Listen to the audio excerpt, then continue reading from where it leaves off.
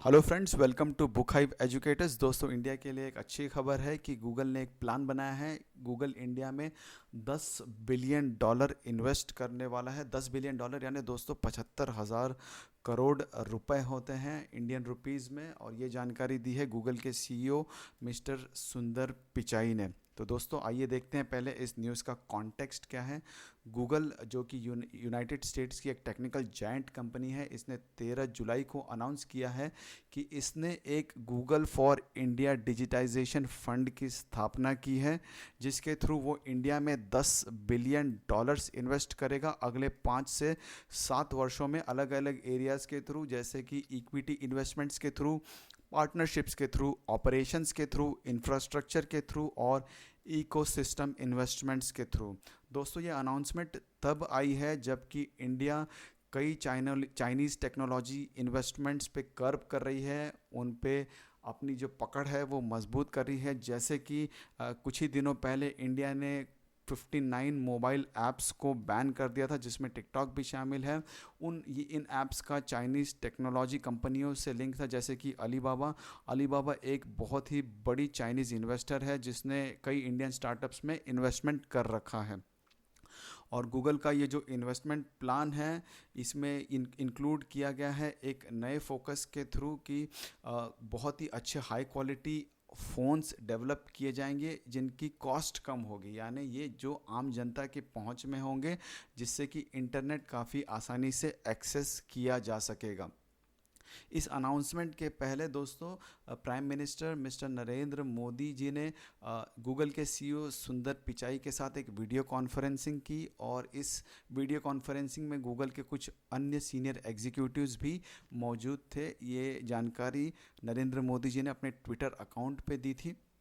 नरेंद्र मोदी जी ने कहा था कि उन्होंने कई मुद्दों पे बातचीत की, जैसे कि टेक्नोलॉजी को किस तरह से इस्तेमाल किया जा सके ताकि भारत के जो किसान हैं, यंगस्टर्स हैं और जो एंटरप्रेन्योर्स हैं, जो बिजनेसमैन हैं, उनकी ज़िंदगी को बदला जा सके। इसके अलावा अन्य मुद्दों पे भी बातचीत हुई, जैसे कि कोविड-19 के दौरान जो वर्क कल्चर में चेंज आया है, जैसे लोग वर्क फ्रॉम होम करने लगे हैं और कई ऑर्गेनाइजेशंस को अपने काम करने का तरीका बदलना पड़ा है, इस पर भी बात हुई। इसके अलावा स्पोर्ट्स, खेलकूद के एरिया में कोविड-19 ने किस तरह से नए चैलेंजेस खड़े कर दिए हैं, इस मुद्दे पर भी बात हुई। इसके अलावा डेटा सिक्योरिटी और साइबर सेफ्टी जैसे मुद्दों पर भी बात हुई। इन चीज़ों का क्या इम्पोर्टेंस है, इस पर भी बातचीत हुई। तो गूगल ने कहा है ये जो 10 बिलियन डॉलर्स का जो फंड है, ये अलग अलग एरियाज़ पे फोकस करेगा। इसका मेन एम ये होगा कि इंटरनेट को काफ़ी आसानी से, काफ़ी कम दरों में एक्सेस किया जा सके और हर भारतीय जो है वो जानकारी हासिल कर सके अपनी खुद की मातृभाषा में। तो इस चीज़ के लिए अलग अलग एरियाज़ में इन्वेस्टमेंट किया जाएगा, जैसे कि नए प्रोडक्ट्स और सर्विसेज बनाए जाएंगे अलग एरियाज़ में, जैसे कि एजुकेशन में, हेल्थ में, एग्रीकल्चर में नए प्रोडक्ट्स और सर्विसेज बनाए जाएंगे।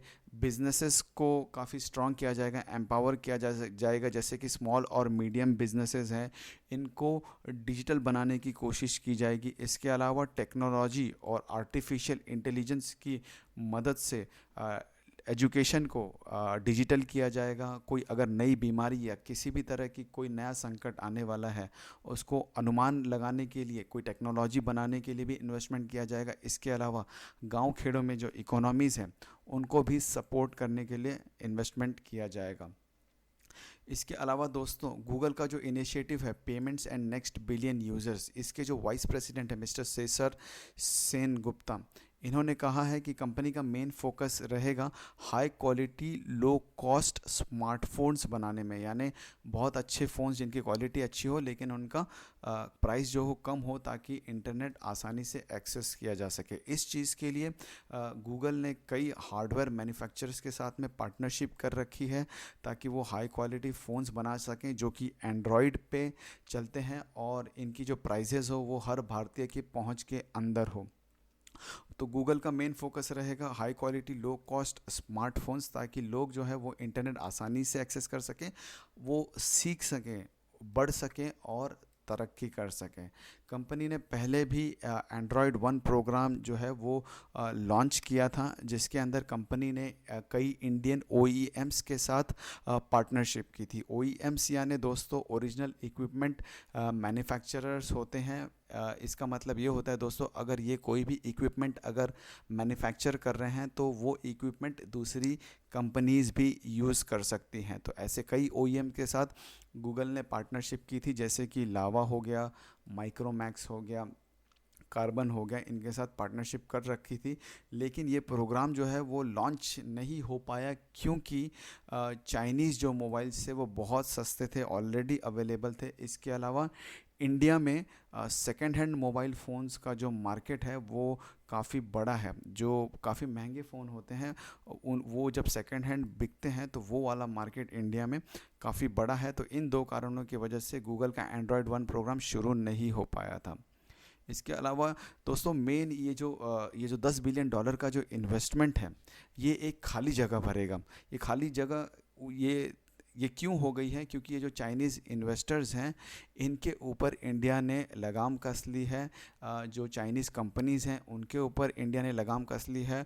तो चाइना की तरफ से इन्वेस्टमेंट थोड़ा कम आ गया है, तो उस जगह पे ये गूगल का $10 बिलियन इन्वेस्टमेंट आ जाएगा। क्योंकि दोस्तों इस साल की शुरुआत में इंडिया ने अपनी फॉरेन डायरेक्ट इन्वेस्टमेंट की पॉलिसी में थोड़ा चेंजेस लाया था, क्योंकि कोरोना वायरस के दौरान जो कंपनीज़ हैं, इंडिया की कई कंपनीज़ हैं, उनकी वैल्यूएशन कम हो गई है, यानी उनकी वैल्यूज़ कम हो गई है। तो इंडियन गवर्नमेंट को डर था कि कोई बाहर की कंपनी आके उनको सस्ते में ख़रीद ना ले, इसलिए इंडियन गवर्नमेंट ने ये रूल निकाला था कि इंडियन गवर्नमेंट से अब परमिशन लेना पड़ेगा फॉरेन डायरेक्ट इन्वेस्टमेंट के पहले। तो चाइना इससे नाराज़ था। चाइना ने कहा था कि इंडिया ने इंटरनेशनल ट्रेड प्रिंसिपल्स को वायलेट किया है।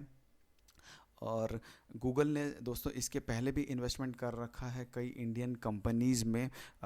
इसके अलावा पब्लिक प्रोजेक्ट्स में यानी गवर्नमेंट प्रोजेक्ट्स में भी गूगल ने इन्वेस्टमेंट कर रखा, जैसे कि गूगल स्टेशन फॉर वाईफाई, जो कि रेलवे स्टेशन पे फ्री वो वाईफाई प्रोवाइड करने वाला इनिशिएटिव था। इसके अलावा इंटरनेट साथी, जो कि गांव-गांव में इंटरनेट के बारे में अवेयरनेस क्रिएट करने के लिए प्रोजेक्ट था। इसके अलावा जो बाढ़ आती है उसके बारे में अनुमान पहले से ही फोरकास्ट करने के लिए एक आर्टिफिशियल इंटेलिजेंस बेस्ड सिस्टम में भी इन्वेस्ट कर रखा था। तो दोस्तों ये था आज का वीडियो। अगर पसंद आया होगा तो प्लीज़ लाइक और शेयर करिएगा, चैनल को सब्सक्राइब करिएगा। कल हम हाजिर होंगे आपके साथ एक नए वीडियो के साथ में। Thank you very much.